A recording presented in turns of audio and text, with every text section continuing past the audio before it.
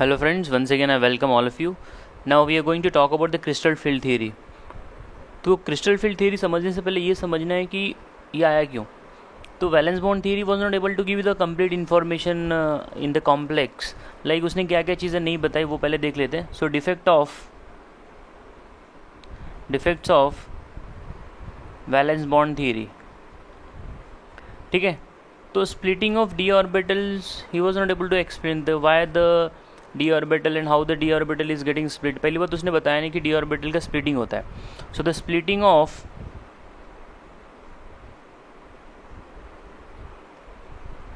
D orbital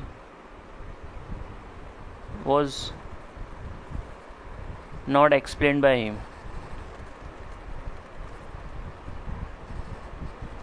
Are you ready? तो उसका जो डी एनर्जी लेवल था वो कैसे डिस्ट्रीब्यूट होता है T2G और EG में, he was not able to explain. The second point thing, he was not able to explain the spectra of the complex. The spectra of complex was not given by him. Are you getting?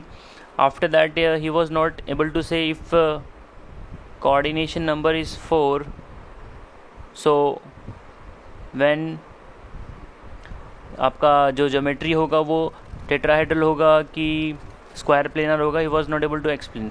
if coordination number is 4, so when it's square planar or tetrahedral, तो वो उसने ये बता नहीं पाया कि tetrahedral होगा कि स्क्वायर प्लेनार होगा. He could not explain you.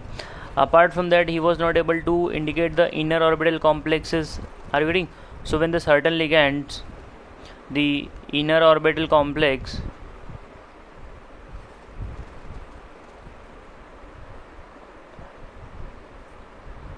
and outer orbital complex,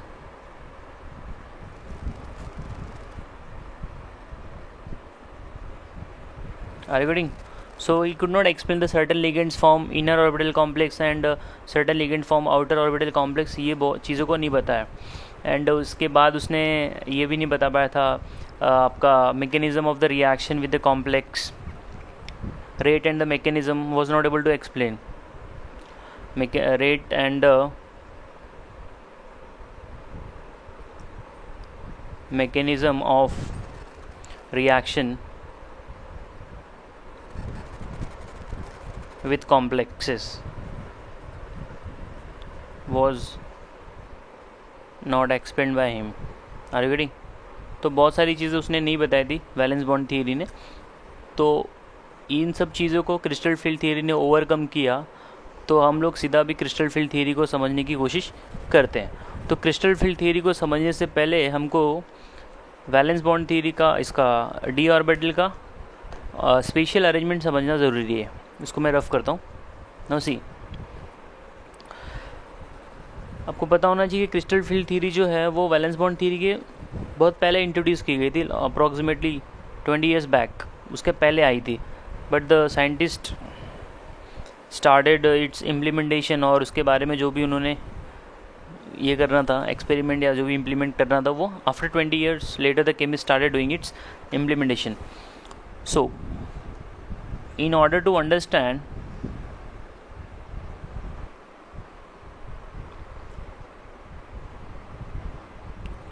CFT, we need to understand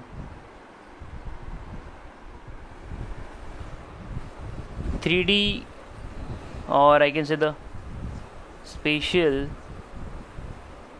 your d orbital shape. ये समझना ज़रूरी है. अगर आपने डी ऑर्बिटल को नहीं समझा तो क्रिस्टल फील्ड थियरी समझने में डिफ़िकल्टी आपको आएगी. अब हमको पता है कि जो आपका डी ऑर्बिटल है, जैसे कि पी जो होता है उसके अंदर आपको पी सबशेल जो मिलता है हमको, तो उसके अंदर हमको 3 ऑर्बिटल्स मिलते हैं. उसी प्रकार डी के अंदर हमको 5 ऑर्बिटल मिलता है. तो सबका अपना अपना नाम है. सो मैं एक ऐसे लिख देता हूँ. It is like DXY. Are you ready? So this is DXZ. this is d yz, this is d x square dash y square and this is d z square। ये जो आगे का 3 है इसको हम लोग T2G बोलते हैं और ये जो 2 है इसको हम लोग EG की कैटेगरी में रखते हैं। Are you getting? तो अब इसका जो है हम लोग स्पेशल ऑर्बिटल शेप है वो देख लेते हैं। तो सबसे पहले जो है हम लोग बात कर लेते हैं डी एक्स वाई का जो अपीयरेंस है वो कैसा होगा। तो ध्यान से देखिए, यू विल मेक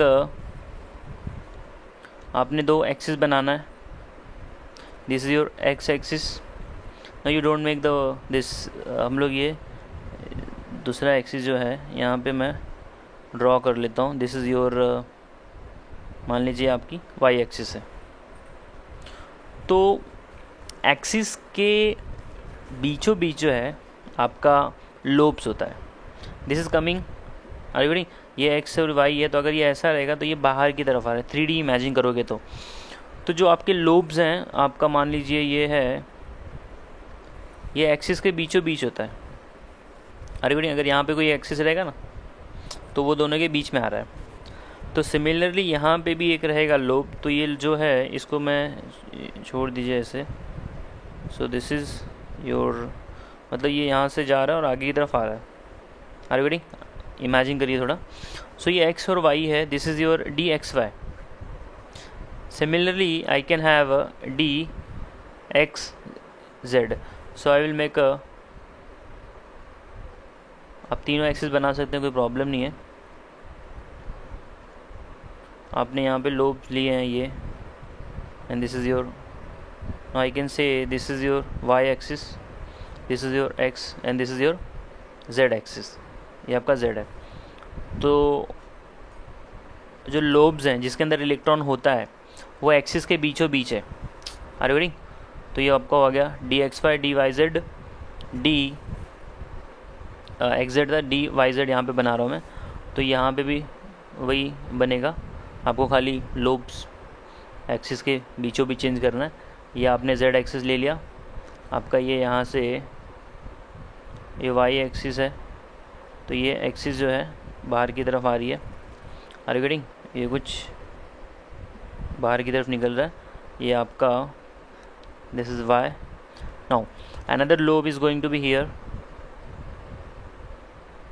ठीक है, तो आपने जस्ट एक्सिस को चेंज करना है और कुछ यहाँ पे और डिफ़िकल्टी वाला कोई चीज़ नहीं है इसमें।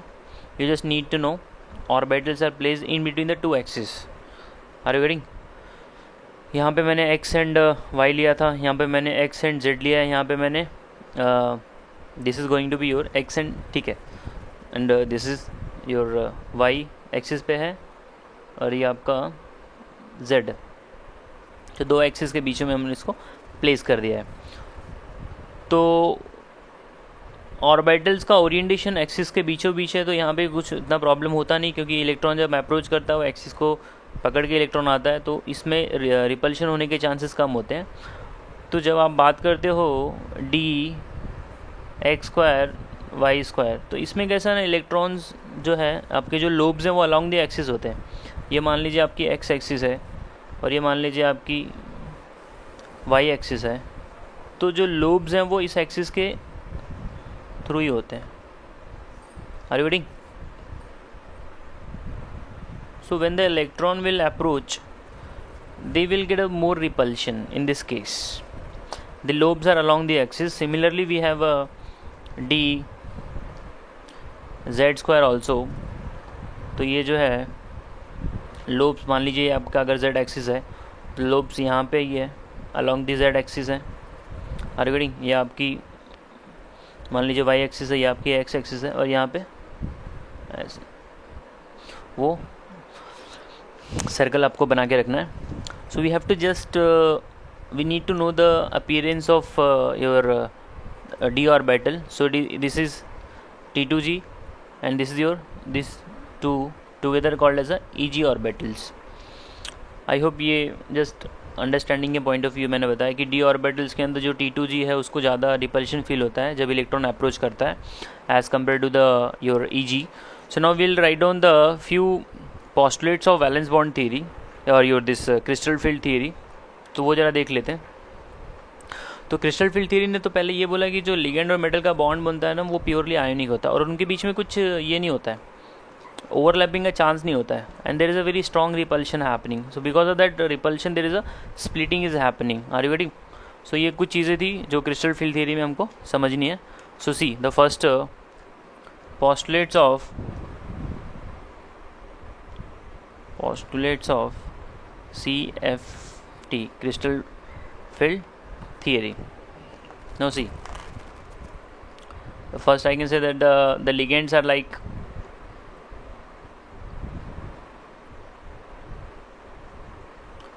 point charges. The ligands are like point charges. And second, the bond between metal and ligand is purely ionic in nature. Third, I can say that the interaction between the electron of metal and electron of ligand brings repulsive forces, and because of this splitting of d orbital happens. Are you ready?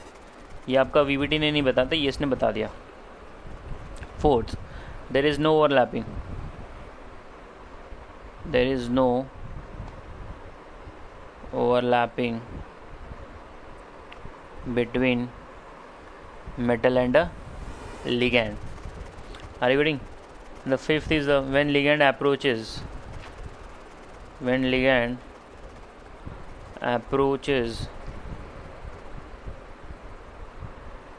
towards metal, it causes it उसकी जो degeneracy होती है उसको वो loss करा देता है.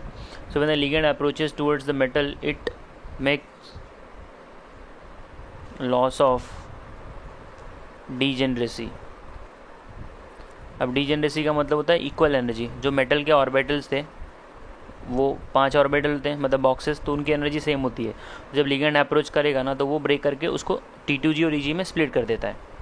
So these are the few your postulates of CFT, crystal field theory. We need to memorize it because ये कॉम्पिटिटिव एग्जाम में तो नहीं पूछते, बट आपको पता होना चाहिए. बट बोर्ड के एग्जाम पॉइंट ऑफ व्यू है, आपको दिमाग में फिट करके रखना है.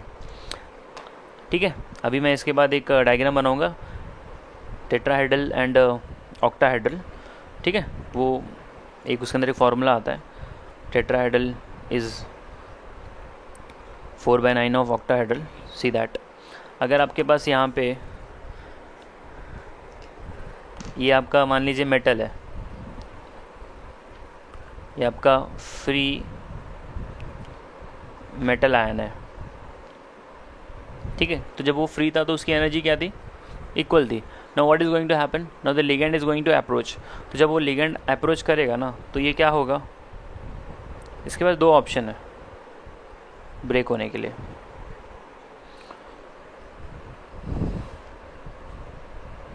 It can break in this manner. तो इसका जो है 5 बॉक्स रहता है यहाँ पे. So either it can have a tetrahedral splitting or it can have octahedral splitting. So when the tetrahedral splitting will be happening तो EG जो है ना वो नीचे जाएगा और T2G ऊपर जाएगा. EG में 2 बॉक्स होते हैं और T2G में 3 बॉक्स होते हैं. So when this is for tetrahedral मतलब जब 4 लिगेंड होगा तो. फॉर ऑक्टाहेड्रल ये है. जब आपके पास 6 लिगेंड होंगे तो स्प्लिटिंग जो है इस प्रकार होगी. आपका T2G नीचे जाएगा और EG ऊपर जाएगा. T2G मतलब आपका वही DXY DXZ D your YZ. Are you getting? और यहाँ पे आपका d x square y square and the d z square, ये आपका स्प्लिटिंग होता है। और ये दोनों के बीच में एक गैप होता है, this is octahedral splitting and this is tetrahedral splitting. Now the splitting is more in the case of octa and tetra is less, so I can say there is a formula comes, tetrahedral splitting is 4/9 of octahedral splitting। ये आपको competitive exam में मिल जाएगा, ये पूछा भी गया है काफ़ी बार। ये जस्ट आपको दिमाग में रखना है कि ये ऐसे एक्चुअली हो कैसे रहा पता है, जब लिगेंड अपनी जगह पे पड़ा था, तो जब मेटल अपनी जगह पे था, लिगेंड अप्रोच किया, तो क्या होता है कि वो एक्सिस के अलॉन्ग आता है। तो एक्सिस के अलॉन्ग आपका इसका ही इलेक्ट्रॉन्स होता है ना, your this d x square y square और डी जेड स्क्वायर, लोब्स तुम्हारे उसके इधर ही होते हैं, तो इसको ज़्यादा रिपल्शन फील होता है, ये इसके लिए ऊपर चला जाता है। और भी इसके अंदर डिटेल में हम लोग बात करेंगे। ये डायग्राम जैसे आपको दिमाग में रखना है, और ये फॉर्मूला उससे ज़्यादा इंपॉर्टेंट है। Tetrahedral splitting is 4/9 of octahedral splitting. Okay, अभी इसका मैं और एग्जाम्पल्स आपको कमिंग लेक्चर्स में कवर अप करता हूँ। Thank you.